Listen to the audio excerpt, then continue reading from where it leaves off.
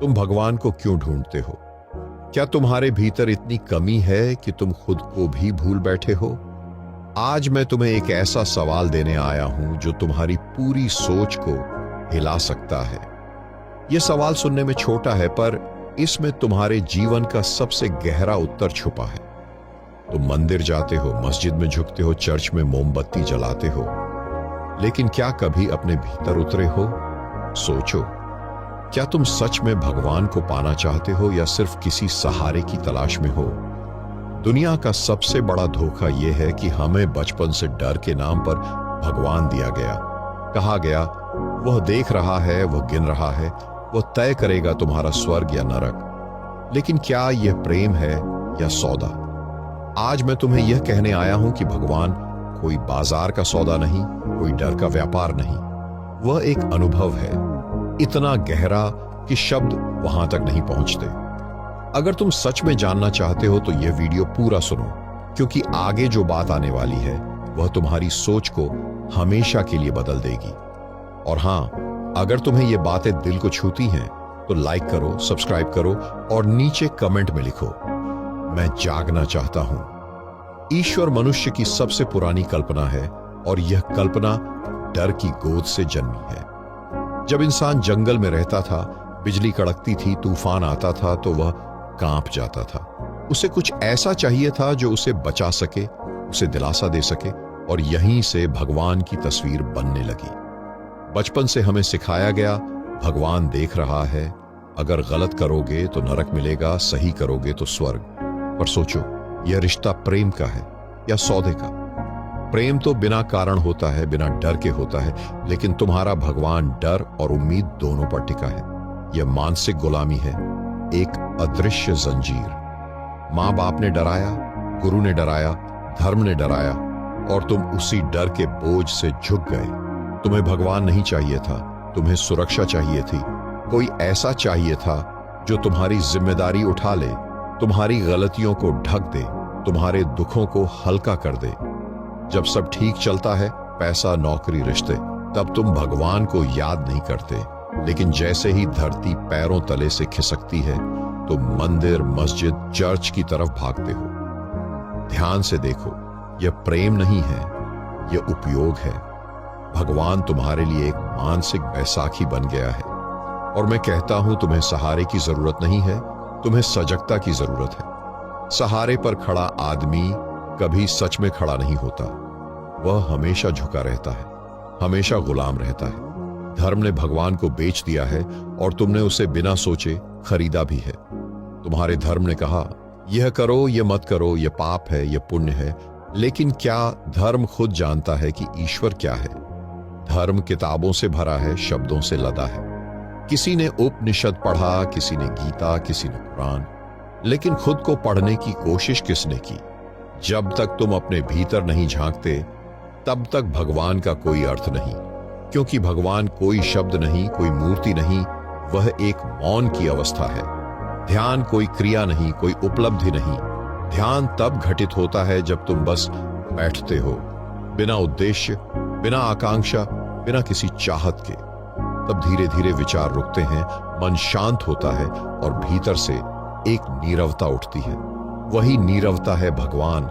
न कोई नाम, न कोई रूप, न कोई धर्म। वह बस एक अनुभव है, एक ऐसा क्षण जब तुम्हें लगता है, मैं नहीं हूं। भगवान को पूजा से नहीं, प्रेम से पाया जा सकता है। और प्रेम पूजा नहीं मांगता।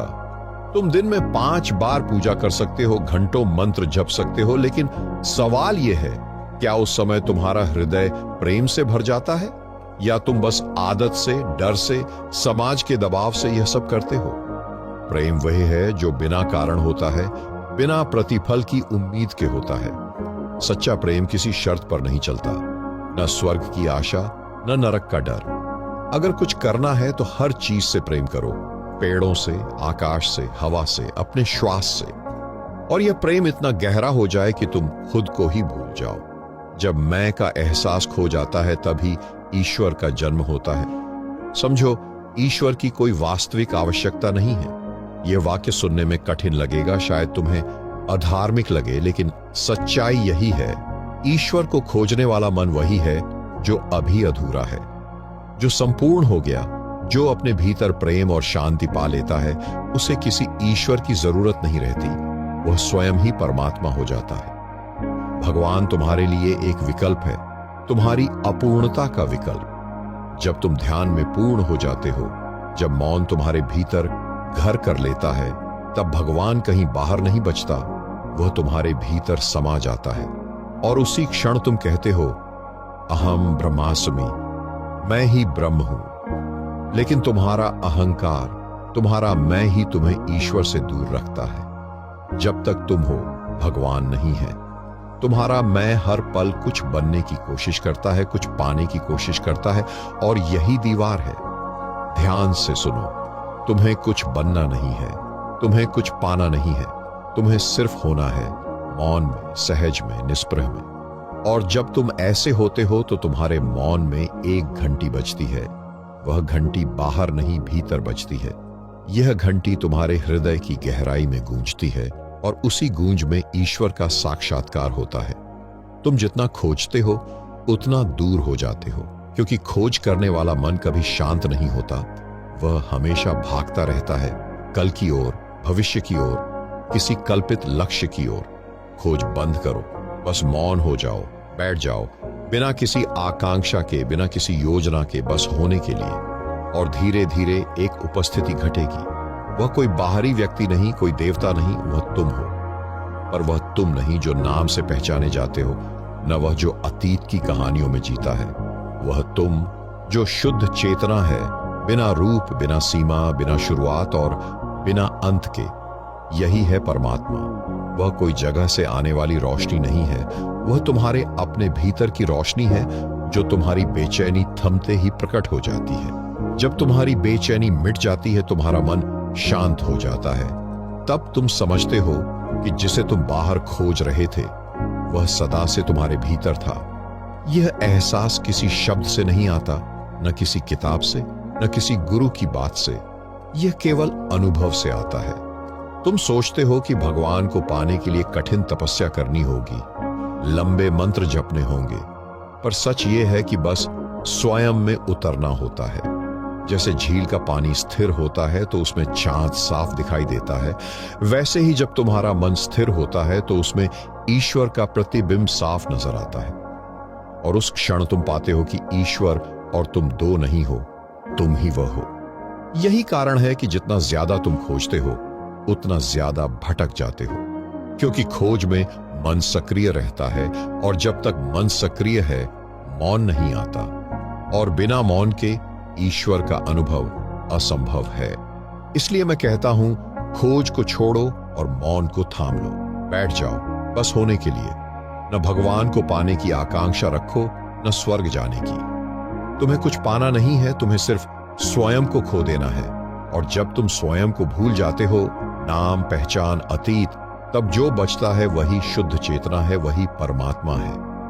तब समझ आता है कि भगवान कोई अलग सत्ता नहीं है, न वह मंदिर में बंद है, न किसी किताब के पन्नों में। वह तुम्हारा अपना स्वरूप है, जो हर पल तुम्हारे भीतर सांस ले रहा है।